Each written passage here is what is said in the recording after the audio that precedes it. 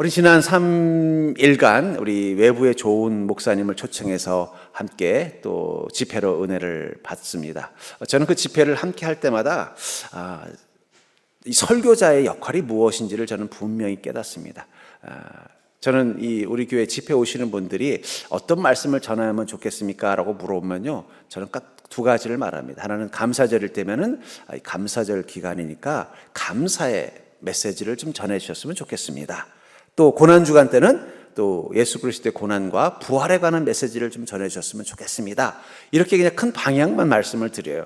그러면 그날 주시는 그 말씀을 가만히 들어보면은 우리 성도들에게 꼭 필요한 말씀을 하나님께서 주시는 것입니다. 특별히 이번에도 3일간의 말씀을 통해서 이 주신 말씀을 가만히 묵상하니까 이거 하나님께서 우리 성도들에게 또 우리 교회에 주시는 말씀이구나라는 걸 느끼면서 설교자는 설교하는 자들이 아니라 그냥 스피커구나. 하나님께서 말씀하고자 하는 것을 이 설교자의 입술을 통해서 전달만 하는구나. 그래서 통일성과 일관성을 느끼는 거예요. 특별히 3일날 우리 성배경 목사님의 설교를 들으면서 제가 속으로 그랬습니다. 내가 이번 주일날 하려고 했던 건데 결론 부분을 목사님이 다 해주셨어요. 사실은 오늘 제가 이 결론 내리려고 했던 그 부분은 이미 3일째 되는 목사님이 이 감사 주제 설교의 마지막 결론을 내려주셨습니다. 오늘이 감사 설교 마지막입니다.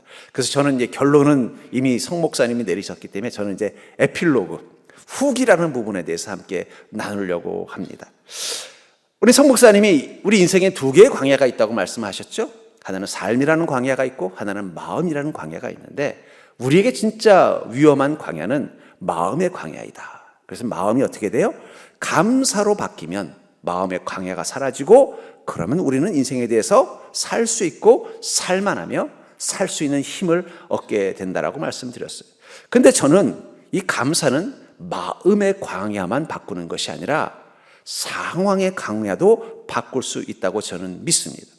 저는 그게 바로 이 추수감사 축제, 추수감사절의 의미라고 생각해요. 여러분들도 이미 알고 있겠지만 이 현대적인 의미의 추수감사절의 유래는 이 미국이라는 나라를 건국할 때 초창기 청교도라는 영국의 이 기독교인들이 신앙의 자유를 찾아서 영국의 자신들의 모든 삶을 내려놓고 아직은 미개한 미개척주의인 미국에 와서 혹독한 한 해의 겨울을 넘기고 그 다음 해 이 인디언들의 도움을 받아서 지은 농사로 거둬들인 이 수확물을 가지고 하나님께 감사드리고 또 이웃인 인디언들과 함께 그 감사의 기쁨을 나눈 것으로부터 시작된 것입니다. 그리고 어쩌면 그런 의미에서 이 미국이라는 나라의 건국신화, 우리나라도 이 건국신화라는 게 있잖아요. 뭐 예를 들면은 옛날에 신라 하면 알에서 태어난 박혁거세가 알에서 태어나서 했다. 이런 것처럼 건국 신화가 있다면 미국이라는 나라의 건국 신화를 굳이 찾는다면 그건 뭐예요? 그들이 하나님께 감사하는 이 감사절을 통해서 이 땅이 하나님의 은혜와 감사의 복을 누리는 땅이 시작되었다라고 생각합니다. 어쩌면 아브라함이 하란 땅에서 가나안 땅으로 들어가서 하나님께 제단을 쌓았을 때도 그 제단에서 아브라함은 무엇을 했을까요? 감사의 예배를 드렸을 것입니다. 그것이 그 낯선 땅인 가나안 땅을 아브라함의 후손들의 땅으로 바꾸어 놓는 출발점이 된 것입니다. 전 그러면서 감사는 우리 마음의 광야를 바꿀 뿐만 아니라 우리 삶의 광야도 바꿀 수 있는 능력의 출발점이 감사라고 생각합니다. 그래서 저는 감사를 이렇게 정의를 내리고 싶어요. 저를 따라해볼까요? 감사는 능력이다. 믿음이 주는 감사는 하나님의 능력이 임하는 힘이 있습니다. 또 하나, 절대로 감사는 계명이다. 여러분, 감사는 우리가 해도 되고 안 해도 되는 것이 아니라 하나님의 계명이라는 거예요. 그래서 오늘 본문에서 뭐라고 말씀하고 있어요? 범사에 감사하라. 이것이 하나님의 뜻이다. 또 주여 주여 하는 자마다 다 천국에 가는 것이 아니라 하나님의 뜻대로 행하는 자라야 들어간다. 물론 여기서 말하는 하나님의 뜻 속에는 믿음의 모든 것들이 들어있지만 그 믿음 속에 분명히 이 감사도 들어있다는 것입니다. 이 감사를 행하는 자가 아버지의 뜻대로 행하는 것이고 감사의 열매를 맺는 자들이 어떻게 된다는 거예요? 천국을 경험한다는 것입니다. 우리가 마음으로 감사하면 우리 마음의 천국이 임할 것입니다. 우리가 우리 육신의 삶에 감사하면 육신의 삶이 천국으로 바뀌는 거예요. 전 그러면서 이 미국이라는 땅이 지금의 이 풍요로운 땅으로 바뀐 그 출발점은 처음 그곳에 미국이라는 나라를 세우기 위해서 왔던 그 기독교인들이 무엇으로 그 땅을 시작했기 때문이에요? 감사로 그 땅을 시작했기 때문입니다. 그리고 그 결과 그곳은 하나님의 축복이 임하는 땅으로 바뀐 것입니다. 하나님이 이 감사 속에 이 놀라운 은혜를 넣어 놓으셨기 때문에 우리에게 뭐라고 말씀하시는 거예요? 나의 뜻이니 범사에 감사라는 거예요. 나의 뜻대로 범사에 감사하는 자의 인생에는 반드시 천국이 임할 것이다라고 말씀하고 있는 것입니다.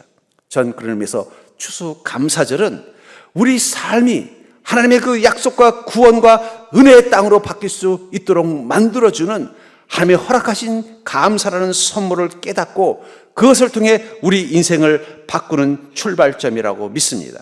그렇다면 하나님의 뜻에 순종하는 믿음으로써 감사의 삶을 살기 위해서는 우리는 어떻게 감사해야 될까요? 우리의 마음의 광야를 몰아내고 마음의 천국을 만들기 위해서 우리가 감사의 마음을 가지고 살아야 된다면 이제 우리 삶을 바꾸는 이 감사를 위해서는 우리는 또 어떻게 감사해야 되냐는 것입니다. 먼저 우리가 기억해야 하는 것이 있습니다. 감사는 마음, 감정이 아니라 행동이라는 것입니다. 감사는 마음이 아니라 행동하는 것이라는 사실을 기억하시길 바랍니다. 18절에 보니까 범사에 감사하라. 이 감사라는 말이 유카리스테오라는 헬라어로 쓰는데 이 말은 명령형이에요. 여러분, 명령이라는 건 행동하도록 시킬 때 쓰는 말이 명령입니다. 그냥 감사를 느끼는 게 아니라 어떻게 하라는 거예요? 감사를 행하라는 뜻이 있습니다. 능동형입니다. 어쩔 수 없이 하는 것이 아니라 주도적으로 적극적으로 해라는 뜻입니다. 현재형입니다. 앞으로 하라는 뜻이 아니라 지금부터 하라는 뜻이에요. 명령이라는 건 선택이 아닙니다. 반드시 감사해야 된다는 것을 의미하는 거예요. 그렇다면 우리는 마음속으로는 감사해요. 우리는 보통 감사의 감정을 가질 때가 있잖아요. 감사의 감정을 가지면 내 마음의 광야가 싹 사라져버려요. 마치 저 사막에 갑자기 비가 내리면 그 황량한 땅에 막 꽃이 피는 것처럼 내 마음에 기쁨이 넘칩니다. 그러나 그게 감사의 전부가 아니라는 거예요. 마음속에 있는 감사를 우리가 행동으로 표현하는 하나님의 명령으로 받아들이고 감사하려고 하면은 그때부터 우리 삶 속에 뭐가 오는 거예요? 삶의 광야도 꽃밭으로 바뀌는 거예요. 얼마 전에도 보니까 저 사막지대에 큰 비가 왔는데 비가 온 뒤에 보니까 그 황량한 사막에 온통 그냥 꽃이 활짝 핀 곳으로 갑자기 없던 새들도 날아오는 걸 보면서 그렇구나. 감사는 사막과 같은 우리 마음에 내리는 비와 같은 거구나.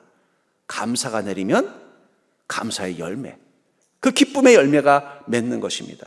그렇기 때문에 우리는 감사를 마음속으로만, 감사는 내가 마음에 갖는 내 감정의 상태가 아니라 감사는 우리가 명령을 따라 실천해야 되는 일이라는 사명의 관점으로 바라볼 필요가 있다는 거예요. 저는 그래서 이 감사, 이 마음으로 하는 감사와 행동으로 하는 이 감사의 차이를 이렇게 정의를 내리고 싶어요. 마음속으로 감사하는 건 준비 운동입니다. 그리고 감사를 행하는 것은 본 게임이에요. 여러분들 운동할 때 바로 운동합니까?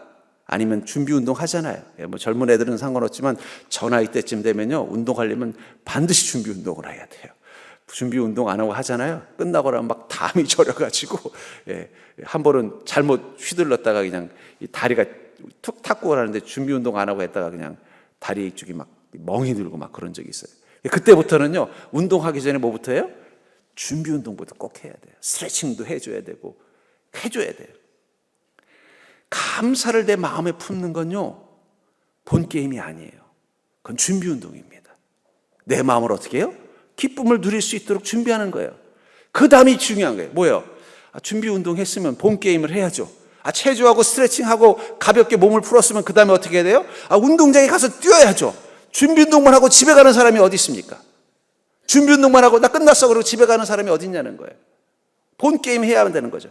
감사의 본 게임은요, 마음속에 감사를 품는 게 아닙니다. 그건 준비 운동이에요. 그 다음에 어떻게 해야 돼요? 감사한 삶을 살아가는 게 필요하다는 거예요. 그때부터 감사는 능력이 되는 것입니다. 여기 이 1600년도에 신앙의 자유를 찾아서 미국이란 땅에 왔던 이 100여 명의 이 그리스도인들, 그들은 영국 땅에서 나름대로 잘 살던 사람이에요. 뭐 귀족도 있었고 또 부유한 사람도 있었고 교수도 있었고 또 성직자들도 있었고 그냥 영국에 살면 육신으로는 아무 문제가 없는 삶을 살 수 있었던 사람이에요. 그러나 그 당시 때는 그들의 믿음을 지키려면 영국에 있을 수 없었던 시절이에요. 그래서 그들은 신앙의 그 자유를 누리기 위해서 용기를 내서 아직은 미개척지인, 아마 그 당시 때 미국은 어떤 곳이라고 상상하면 되느냐, 뭐 지금으로 치면 저기 파푸아 뉴기니아 정도 생각하면 돼요. 그냥 인디안들이 그냥 들판에서 사냥하고 농사나 짓고 살던 척박한 아무것도 발전되지 않은 것이 없는 땅이었다는 거예요. 그들이 용기를 내서 그곳에 갔었던 이유는 뭐예요? 그들이 감사하며 살기를 원했기 때문이라는 거예요. 영국 땅에서는 그 신앙의 자유를 잃어버리고서는 감사하며 살 수 없었던 것을 알았던 거예요. 그래서 용기를 내서 왔지만 어떻게 됐어요? 와서는 처음에 메이플라워에서도 많은 사람들이 죽고, 또 이 첫 해, 이 버지니아에 와서 거기서 첫 해 겨울을 못 넘기고 또 많은 사람들이 죽었어요. 그리고 그 다음에 그들은 이 겨울을 잘 이겨내고 나서 인디언들의 도움으로 농사를 지어서 수확을 했습니다. 근데 농사도 그렇게 많이 열매를 거두지 못했어요. 처음 해본 농사니까 제대로 거두지 못하고 옥수수 정도나 거뒀는데, 그것에도 어떻게 해요? 감사하는 마음 가지고 주님께 예배를 드리고 또 이웃인 인디언들과 함께 그 축제를 나눔을 통해서 매년 주님께 감사하는 그 절기를 만들었던 것입니다.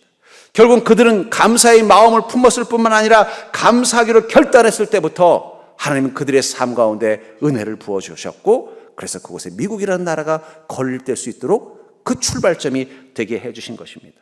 그렇기 때문에 여러분들, 우리는 그냥 마음으로 감사한 것으로 내가 감사를 다 했다고 생각하시면 안 돼요. 그건 뭐라고요? 준비운동이라는 거예요. 옆 사람 보고 살볼까요? 준비운동 충분히 했으니 이제부터 본게임 시작합시다. 그게 바로 감사를 행하는 것이라는 거예요. 감사하라. 요한복음 6장 11절에 보면 예수님께서 오병이의 기적을 일으키실 때 그 떡을 떼셔 축사하신다는 장면이 나와요.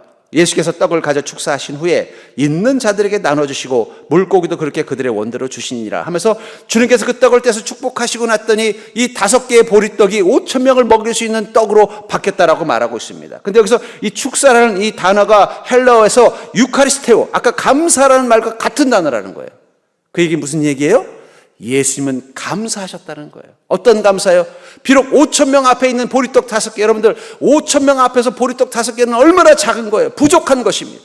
부족한 상황, 이거 가지고는 해결되지 않는 상황이에요. 또 이 5천 명은 지금 오랫동안 먹지 못해서 굶주려 있는 상황, 굶주림과 부족함이 있는 이 상황 가운데서 주님 이 부족함이라는 이 보리떡 5개를 가지고 무엇을 하셨다는 거예요? 감사하셨다는 거예요. 그래서 어떤 일이 일어났다고 말하고 있어요? 5천 명을 먹이고도 12강주리가 남는 결과로 바뀌었다는 거예요. 그게 감사의 힘입니다. 우린 우리 인생에 부족한 것 보면서 이거 어떻게 해야 되나 당황하는데, 그때 무엇을 해야 된다고요? 감사를 시작하십시오. 분명히 보리떡 5개는 부족한 것입니다. 근데 감사하자 5천 명에게도 만족을 줄 수 있는 것으로 바뀌었다라는 거예요. 저는 그런 의미에서 주께서 우리에게 감사라고 말씀하신 것은 감사의 능력이 우리의 삶을 바꾸어 놓을 수 있도록 하나님이 그곳에 은혜라는 장치를 숨겨 놓으셨기 때문이라는 것입니다. 그렇기 때문에 여러분들, 지금 주님 제 사정 너무 어려워요. 어려우니까 어떻게 하라고요? 그것을 들고 감사하시라는 거예요. 주님, 저의 지금 사정, 이 보리떡 5개 같습니다. 내가 해결해야 될 양은 5천 명분인데 보리떡 5개가 아니라 보리떡 5천 개가 있어도 간신히 해결될 수 있는데 저는 옷 5개밖에 없습니다. 그러니 주님 감사합니다. 그 순간 이 부족하다고 느껴졌던 이 보리떡 5개가 5천 명을 넘채울 수 있을 만큼 넉넉한 것으로 바뀌도록 만들어주는 주님의 은혜. 여러분들 그것을 믿는다면 지금 여러분들의 인생에 감사할 수 없다고 생각하는 그 부족한 것 앞에 감사하는 자가 되기를 주의 이름으로 축복합니다. 그런 감사의 마음을 가지려면 우리에게 제일 먼저 필요한 감사의 자세가 무엇이냐? 바로 가장 작은 것부터 감사하는 거예요. 가장 작은 것. 보리떡 5개 마저도 없었으면 어쩔 뻔했어요. 비록 5,000명을 먹일 수 있는 양은 아니지만 보리떡 5개라도 있었기 때문에 주님은 감사하고, 어쩌면 주님께서 감사할 때 이렇게 기도했을지도 몰라요. 주님, 이거 제가 지금 감당해야 될 이 사람들의 이 굶주림, 이걸 채우기 위해서 필요한 건 보리떡이 5,000개입니다. 그러나 그럼에도 이 5개라도 주께서 허락하셨기 때문에 감사드립니다라고 고백하셨을 것 같아요. 여러분들, 우리는 우리 삶 가운데 큰 감사, 주님 이거 해결해 주시면 감사할 것 같아요. 이거 주님께서 도와주시면 감사해야 될 것 같아요. 그건 큰 감사예요. 근데 그 큰 감사는요, 작은 감사로부터 시작된다는 사실을 여러분들 기억하시기 바랍니다. 본문의 마태복음 7장 20절부터 21절, 이름으로 그들의 열매로 그들을 알리라. 여러분들, 모든 열매는 처음부터 큰 열매가 아니라는 것을 기억하시기 바랍니다. 제가 한 번은 봄에 고세를 갔는데 사과 농장이었던 것 같아요. 갔더니 꽃이 졌어요. 꽃이 지고 이렇게 보니까 꽃이 잘린 자리에 이 마치 손톱만한 조그만 열매가 달려 있더라고요. 그래서 가까이 가서 봤더니 단박에 이게 무슨 열매인지 알겠어요. 사과였어요. 작아도 모양은 사과처럼 생겼더라고요. 보니까 이거 사과구나. 근데 크기는 어때요? 이 손톱만한 거예요. 이제 나온 지 얼마 안 됐어요. 그래서 하나 따서 이렇게 먹어봤더니 시고 이건 아직은 먹을 수 있는 건 아니에요. 하지만 중요한 게 있습니다. 이 손톱만큼 작은 이 사과가 가을이 되면 어떻게 돼요? 이건 주먹만큼 큰 사과가 되는 거예요. 처음부터 주먹만큼 큰 사과는 없습니다. 모든 사과들은요, 다 손톱만큼 작은 사과로부터 시작이 된다는 거예요. 하나님께서 우리 인생 가운데 주시는 축복의 원리가 그래요. 하나님은 처음부터 큰 복을 주지 않습니다. 여러분, 하나님은 절대 여러분들에게 로또 복권을 주지 않습니다. 로또 복권에 당첨된 건 하나님 주신 게 아니에요. 왜냐하면 하나님은 우리에게 복을 주시는 스타일이 어떤 스타일이라고요? 작은 걸 먼저 주시는 거예요. 작은 것 속에서 어떻게 해야 돼요? 큰 복이 되도록 만들어 주시는 것입니다. 5,000명이라는 이 굶주린 사람들을 채우기 위해서 하나님이 주신 것은 보리떡 5개일 뿐입니다. 그러나 그 5개가 감사를 만나니까 어떻게 돼요? 5,000명을 먹일 수 있는 분량이 된 거예요. 처음 이 청교도들이 이 미국 땅에 와서 처음엔 어떤 기대였겠어요? 그곳에 가면 막 농사도 잘 되고 풍요롭게 살고 우리도 자유롭게 예수님 믿으면서 행복하게 살 줄 알았어요. 하지만 웬걸요? 거기는 아무것도, 병원도 없고 학교도 없고 아무것도 없어요. 이제 자신들이 다 하나씩 만들어 가야 되는 황량한 곳이에요. 농사를 지었는데 농사를 배운 적도 없고 또 어떻게 해야 될지도 모르니까 그 사이에 굶주려 죽은 사람도 있고 걷어들인 거라고는 초라해요. 실제로 역사학자들이 이야기하기로는 그때 걷어들인 게 옥수수밖에 없었대요. 근데 이 그림에 보면 호박도 있고 이거 다 사실은 이 그림이고 실제로는 옥수수 몇 개밖에 못 걷어들였다는 거예요. 그것 가지고도 어떻게 해요? 감사하는 마음 가지고 하나님께 예배드리고 이웃인 인디언들을 초청해서 그 옥수수로 만든 요리를 나눠 먹었다라는 게 역사학자들의 관점이에요. 마찬가지라는 것입니다. 우리에게 있는 이 작은 것, 그것에 감사하는 마음을 가지고 나아가면 그 작은 감사는 큰 축복으로 변화되는 것입니다. 농부가 이 봄에 이 나무에 보니까 이 꽃이 지고 나서 사과가 열렸는데 조그맣게 잘렸어요. 근데 그걸 보고 실망하지 않는다는 거예요. 왜냐하면 이것이 이제 농부가 정성껏 돌봐주고 또 하나님께서 은혜를 베풀어 주시면 가을에 어떻게 될 걸 알기 때문이에요. 큰 사과로 자랄 것을 알기 때문입니다. 그렇기 때문에 여러분들의 인생 가운데 감사해야 되는 것은 작은 것에 감사하십시오. 우리가 자꾸 큰 것에만 감사하려니까 저는 감사할 게 없네요. 근데 작은 것에 감사하려고 한번 해보십시오. 지금도 감사할 게 얼마나 많습니까? 아이고 주님, 오늘 큰 맘 먹고 교회 나왔는데 하필이면 추수감사주일이라서 점심을 또 맛있게 먹을 수 있도록 만찬을 준비해 주셔서 감사합니다. 얼마나 감사할 게 많아요. 그렇죠? 감사할 게, 우리 작은 것을 보면 감사할 게 많다는 거예요. 누가복음 16장 10절에 보니까 지극히 작은 것에 충성된 자는 큰 것에도 충성되고 지극히 작은 것에 불의한 자는 큰 것에도 불의하니라. 하나님께서 인간들을 바라보니까 어떻게 됐다는 거예요? 작은 것에 충성하는 자는 큰 것에도 충성하고 작은 것에 불의한 자는 큰 것에도 불의한다는 걸 아셨던 것입니다. 지극히 작은 것에 감사하는 자는 큰 것에도 감사하고 지극히 작은 것에 불평하는 자는 큰 것에도 불평하리라. 우리는 이렇게 생각합니다. 이런 거 가지고 어떻게 감사할 수 있어요? 이런 건 불평할 수도 있는 거예요. 뭐 이 정도 불평 가지고 그렇습니까? 아니라는 거예요. 하나님은 인간을 알고 있어요. 작은 것에 불평하는 자는 나중에 큰 걸 불평하게 됐다는 걸 알고 있는 거예요. 반대로 작은 것에 감사할 수 있는 자가 큰 것에도 감사할 수 있다는 것을 알고 계신 것입니다. 그래서 여러분들 작은 것부터 감사하십시오. 아무것도 아니라고 생각했던 그 작은 것 안에서 감사를 발견하십시오. 여러분, 작은 감사는 발견되는 것입니다. 봄에 그 사과나무 밑에 가면요, 자세히 봐야 열매가 보이는 거예요. 가을에 사과나무는요, 지나가면서도 보여요. 빨갛게 익어 있는 거 보면 이 사과나무구나, 이건 배나무구나. 작은 감사는 자세히 봐야 보이는 거예요. 그래서 작은 감사는 발견되는 것입니다. 오늘부터 여러분들의 모든 삶 가운데 하나님께서 자라게 하시는 이 손톱만한 사과 같은 작은 감사를 발견할 수 있는 자가 되기를 주의 이름으로 축복합니다. 이 작은 것에 감사하는 자는 큰 것에도 감사할 수 있도록 하나님이 은혜를 베풀어 주신다는 거예요. 그게 오병이어의 메시지라는 것입니다. 그게 바로 추수감사절의 정신이라는 거예요. 너는 지금 거둬들인 게 이 옥수수 몇 개밖에 없는, 이거 거둬들이려고 그 먼 땅에서 재산 다 놔두고 자기 인생 지위 놔두고 꿈 놔두고 여기까지 온 것이 아니라는 거예요. 그러나 이 작은 것에 감사할 때 아마 그 다음에는 어떻게 했을까요?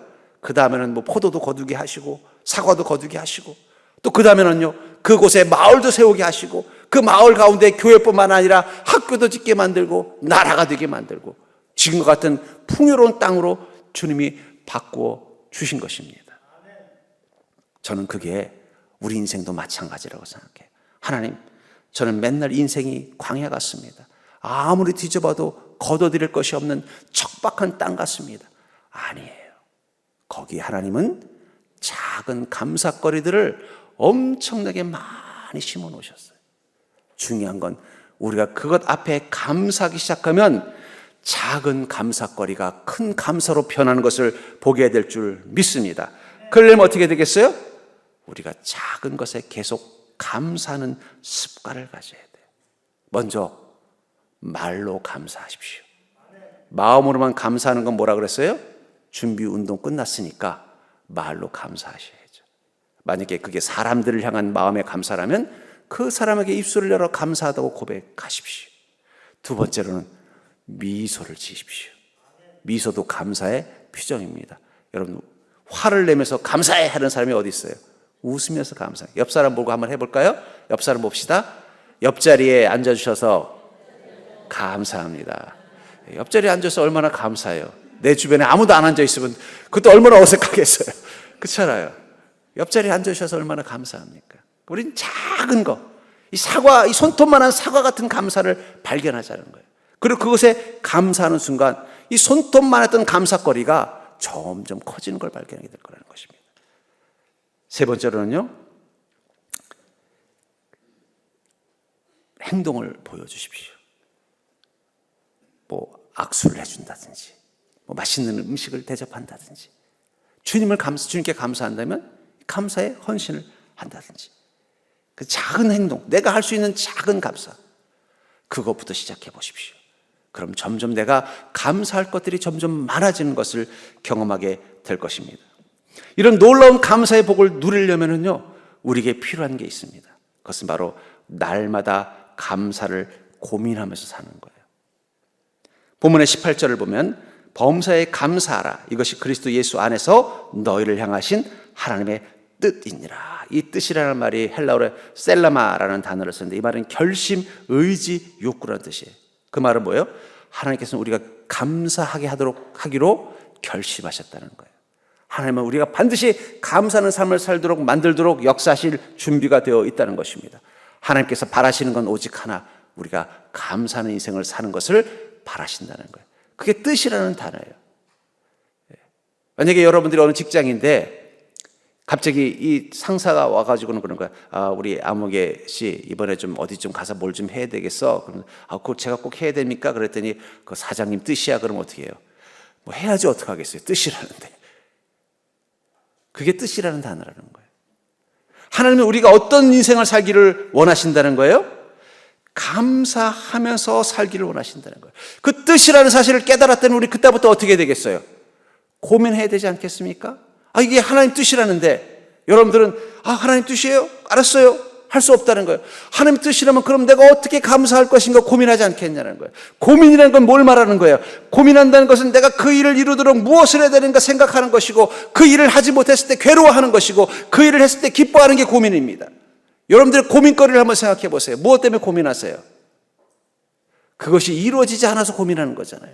그것이 이루어지게 하려면 어떻게 되는지 고민하잖아요.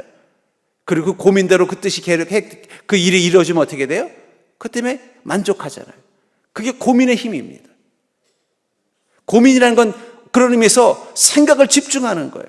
여러분들은 하루하루 살아갈 때 무엇을 고민하고 어떤 것에 생각에 집중하며 살아가고 있습니까? 근데 주는 뭐라고 말씀하신다는 거예요? 범사에 감사해라.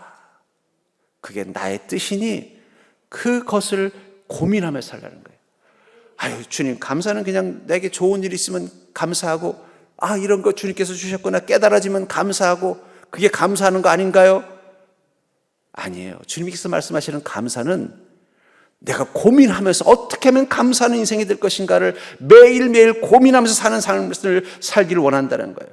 범사라는 말은 뭐예요? 모든, 항상, 전체라는 뜻입니다. 내 인생의 모든 부분에서 내가 감사하려면 어떻게 되는가를 고민하며 사는 게 바로 그리스도인의 믿음의 삶이라는 거예요. 여러분 그런 고민합니까? 내가 집에서 이곳에서 주님께 감사하면 내가 어떻게 이 가정에서 살아야 되는가 고민해 보시나요?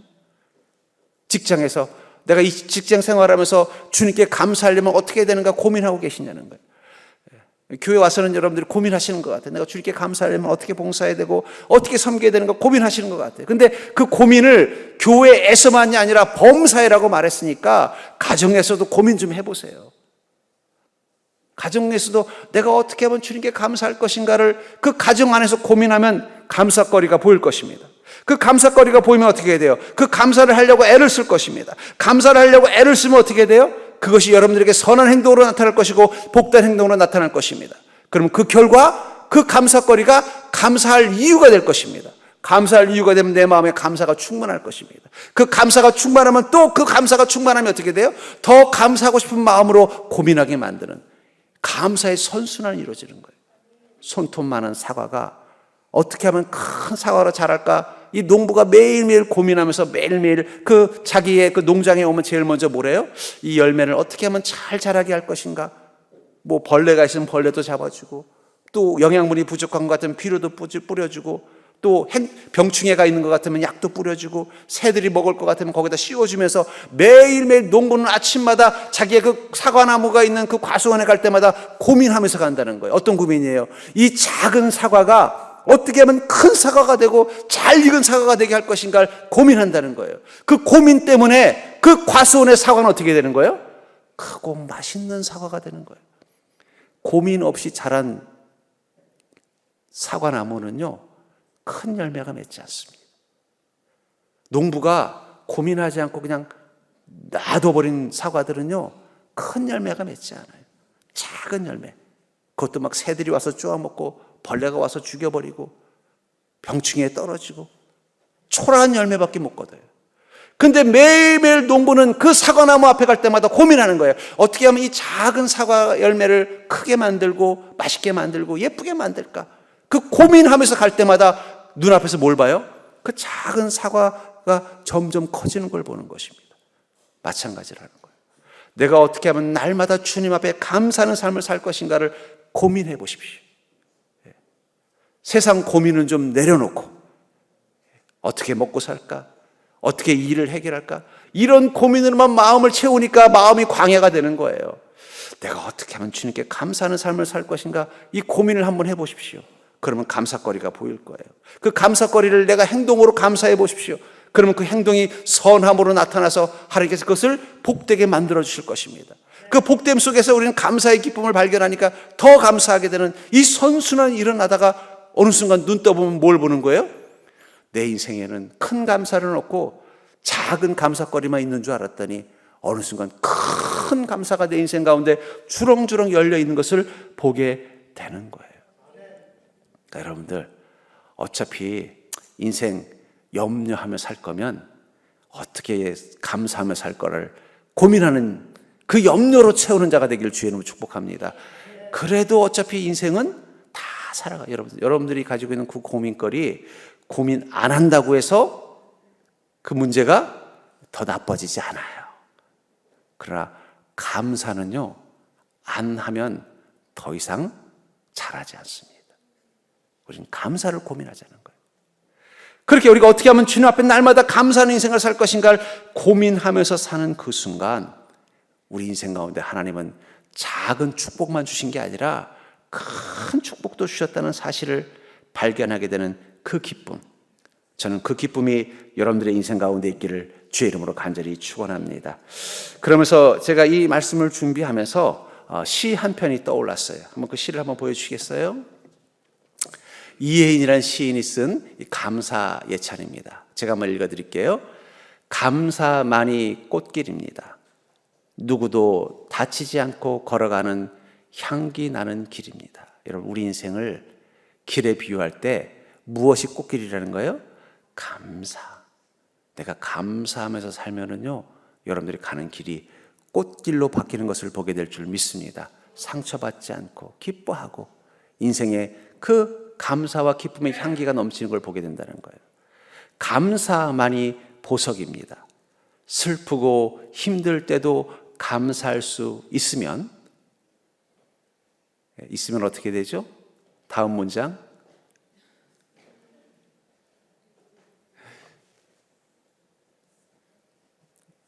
다음 문장이 안 나오네?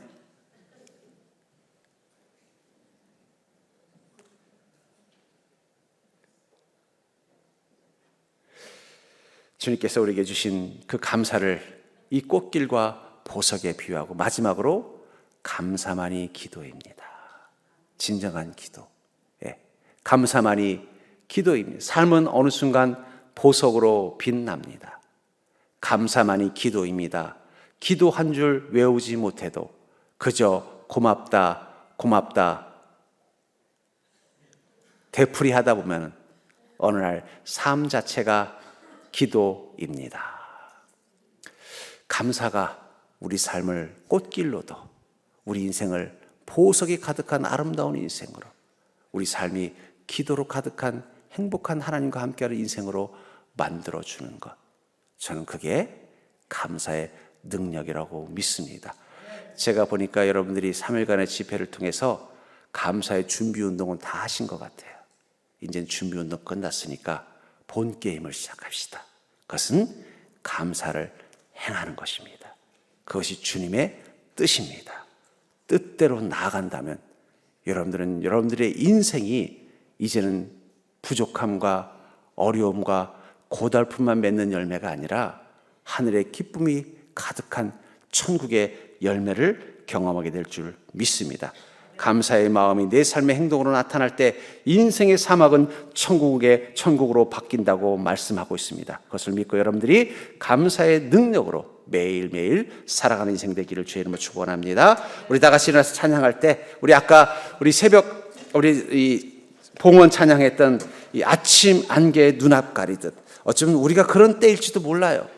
내 눈앞에 감사할 거리가 보이지 않고 온통 근심거리, 문제거리, 마치 인생의 광야길을 지나가고 있는, 어쩌면 이 메이플라워를 타고 처음 미국 땅으로 가던 이 청교도들, 그들의 마음속에 앞으로 어떤 일이 벌어질지 두려움과 근심이 안개처럼 밀려오지만 그들의 마음 가운데 주님의 음성이 들리는 거예요. 너는 지금 나와 함께 가고 있지 않니? 염려하지 말아라. 나는 그곳에서 너희들을 향해 놀라운 축복을 준비하고 있어. 너는 오직 감사하는 마음 가지고 가기만 하면 돼. 그러면 그것으로 너는 충분히 나의 은혜를 누릴 거야. 하나님께서는 그 말씀을 이 청교들이 그 어두운 밤배를 타고 나가던 그 메이플라워 호에서 그들의 마음 가운데 주님 말씀하셨을 것 같습니다. 전 여러분들도 그런 주님의 위로의 음성을 듣는 자리가 되기를 주의 이름으로 축복합니다.